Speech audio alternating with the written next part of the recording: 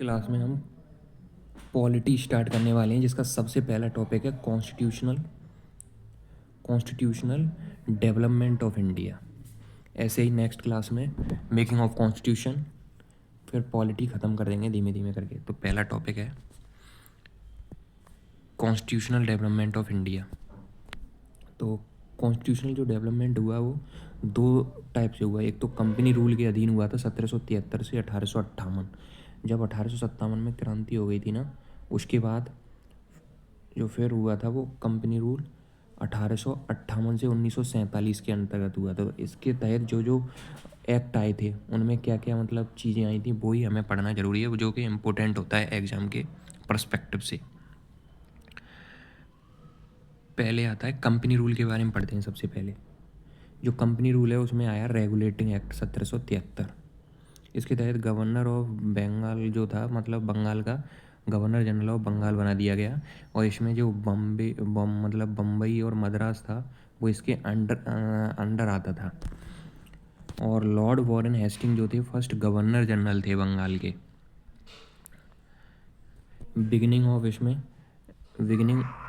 Beginning of central administration इसी के तहत हुआ था।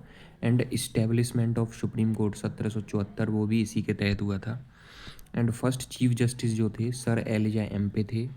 और अदर जजेस के बारे में बात करें, रॉबर्ट चैम्बर्स, स्टीफन सीजर्स, ले मिस्टर एंड जॉन हाइड थे।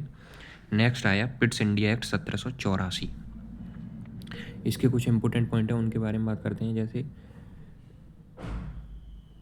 डुअल गवर्नमेंट सिस्टम इसमें इंट्रोड्यूस किया गया, जिसमें कमर्शियल जो चीज़ें थी वो कोर्ट ऑफ डायरेक्टर देखेगा एंड पॉलिटिकल जो चीज़ें थी वो बोर्ड ऑफ कंट्रोल देखेगा। Member of governor general council को 4 से अब 3 कर दिया था। एंड कंपनी की जो टेरिटरी होती थी उसे ब्रिटिश पजेशन इन इंडिया बोला जाता था। नेक्स्ट 1784 के बाद आता है आपका चार्टर एक्ट 1813। ये काफ़ी इंपॉर्टेंट है एग्जाम पर्सपेक्टिव से। इसमें सबसे पहला पॉइंट है end of company trade monopoly. जो ट्रेड मोनोपोली थी वो ख़त्म कर दी थी, एक्सेप्ट जो T trade and trade with China था उसे छोड़कर। जो आगे चलकर जो 1833 का चार्टर एक्ट आता है उसमें ये भी ख़त्म कर दिया था। 1 लाख एनुअली अलॉटेड हुए एजुकेशन के लिए। और तीसरा पॉइंट है Christian missionary allowed to enter British India. तो ये 3 पॉइंट काफ़ी इंपॉर्टेंट है चार्टर एक्ट 1813 से। Next charter act 1833। सबसे पहले तो इसमें governor general of Bengal become governor general of India हो गया। और जो फर्स्ट थे गवर्नर जनरल ऑफ इंडिया वो लॉर्ड विलियम बेंटिक थे। लॉ कमीशन की स्थापना 1834 में इसी के तहत हुई थी। और एक और इम्पोर्टेंट पॉइंट है इसमें, क्योंकि जो ट्रेड मोनोपोली थी वो जो छूट गया था चाय का और चाइना के साथ, वो इसी के तहत ख़त्म कर दिया था। नेक्स्ट पॉइंट वही होने वाला है।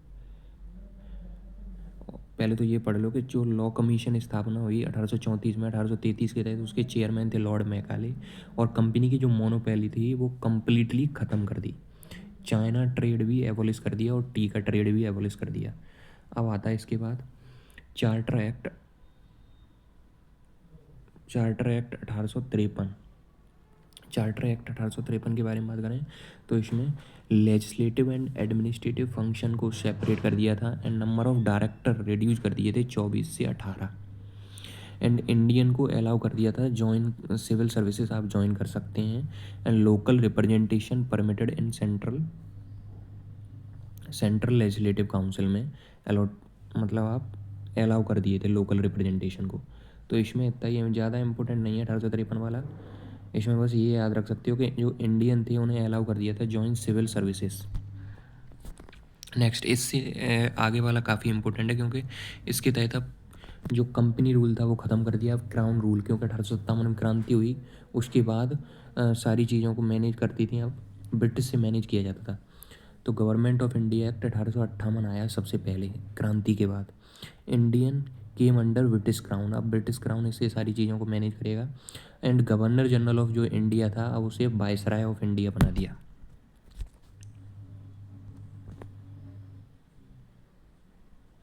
नेक्स्ट है फर्स्ट जो वायसराय थे वो लॉर्ड कैनिंग थे। And post of secretary of state for India को क्रिएट कर दिया, जबकि जो बोर्ड ऑफ डायरेक्टर और कंट्रोलर थे उन्हें एबॉलिश कर दिया, क्योंकि ये चीज़ें कंपनी की थी, जो कंपनी मैनेज करती थी वो ख़त्म कर दी। अब नेक्स्ट आता है 1861 का, ये भी काफ़ी इंपॉर्टेंट है। इससे एक पॉइंट पूछा जाता है जो काफ़ी बार रिपीट हुआ है एग्जामों में। इसका legislative council formed in Punjab, Bengal and north western province. North western province जिसे यूपी बोला जाता है, ये इतना इंपॉर्टेंट नहीं है। Indian representative included in law making, ये काफ़ी इंपॉर्टेंट है कि इंडियन रिप्रेजेंटेटिव इंक्लूड किए जाने लगे लॉ मेकिंग में। एंड लेजिस्लेटिव जो पावर थी, legislative power return to Bombay, legislative power return to Bombay and Madras, legislative power Bombay and portfolio system introduce कर दिया था इसके तहत। नेक्स्ट है ordinance power given to viceroy, जो कि अभी ये बताओ जो किसके पास है ये ordinance power.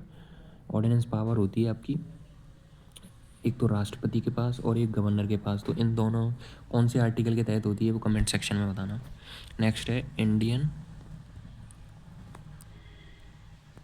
Indian council act 1892, ये भी काफ़ी इंपॉर्टेंट है। इसमें एक पॉइंट जो अभी आगे चल के आएगा वो point, central and provincial legislative council expanded कर दी थी, इतना इंपॉर्टेंट नहीं है। Increase in non official member, ये भी इतना इंपॉर्टेंट नहीं है।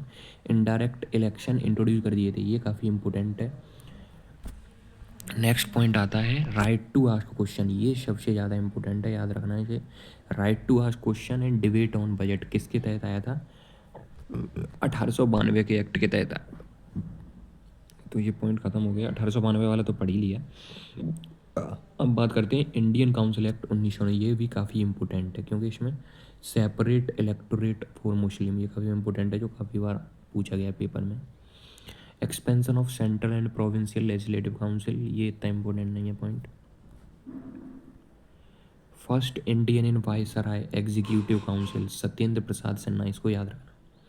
फर्स्ट इंडियन जो थे वायसराय एग्जीक्यूटिव काउंसिल वो सत्येंद्र प्रसाद सिन्हा है। नेक्स्ट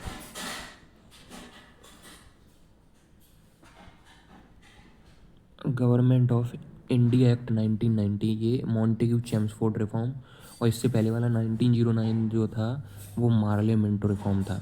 इसमें डाईआर की इंट्रोड्यूस की गई एट प्रोविंशियल लेवल पे, by cameral system eight central level पे, और डायरेक्ट इलेक्शन इंट्रोड्यूस किया गया इसके तहत।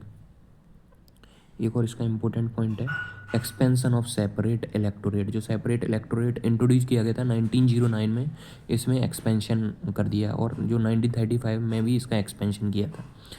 तो 1935 वाला भी इम्पोर्टेंट है क्योंकि इसमें provision of formation of all India federation, division of power, federal list, provincial list and concurrent list में। नेक्स्ट आता है establishment of federal judiciary, establishment of reserve bank of India, इसी के तहत हुई थी 1935 के तहत। By cameral system eight provincial level, जबकि सेंट्रल लेवल पे 1919 वाले के तहत हुई थी। And expansion of separate electorate, ये काफ़ी इंपॉर्टेंट पॉइंट है क्योंकि 1909 में इंट्रोड्यूस हुआ था पहली बार, फिर 1919 में एक्सपेंशन, 1935 में भी इसको एक्सपेंशन कर दिया था। अब लास्ट है इंडियन इंडिपेंडेंट एक्ट 1947, इसमें ब्रिटिश रूल को ख़त्म कर दिया, abolition of viceroy and secretary of state को ख़त्म कर दिया। प्रिंसली स्टेट जो given option to join India, जो प्रिंसली स्टेट थी उन्हें ऑप्शन दिया गया है, आप भारत ज्वाइन कर सकते हो, पाकिस्तान, या फिर इंडिपेंडेंट रह सकते हो। ये कॉन्स्टिट्यूशनल जो डेवलपमेंट वाला टॉपिक था वो ख़त्म हो गया। नेक्स्ट टॉपिक अगली क्लास में हो।